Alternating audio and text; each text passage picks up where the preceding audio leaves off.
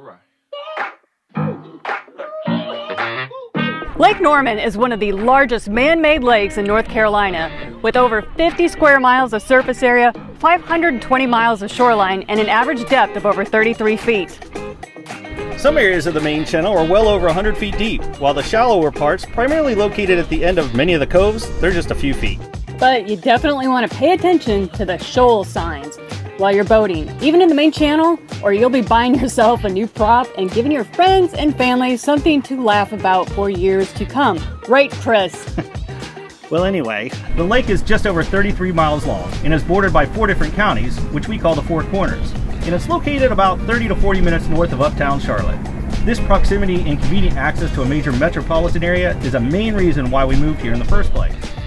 I mean, look at this! Can you believe it's only 30 minutes from a huge city?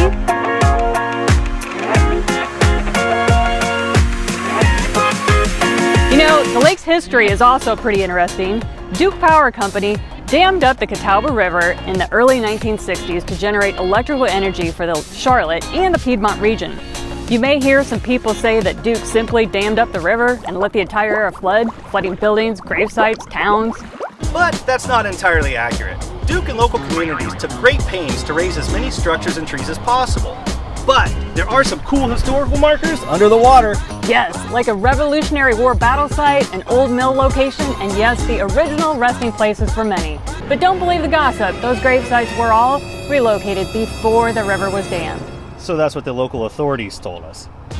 Lake Norman is massive, and that means there's a lot of space to move around on the water.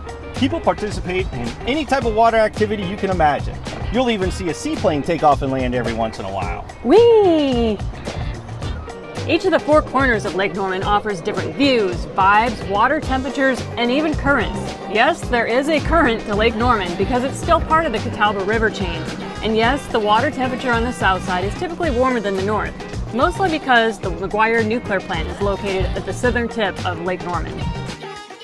Probably the most important factor we considered before choosing this lake is the amount of waterfront bars and restaurants. Dana likes to think of these similar to a swim-up bar and an all-inclusive resort.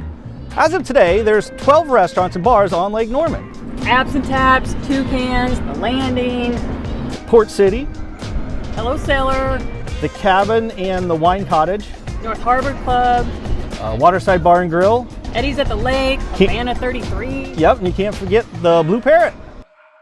Fishing is huge on Lake Norman, with several local, regional, and national tournaments taking place each year. A bass fishing haven, that's a term we hear a lot around here.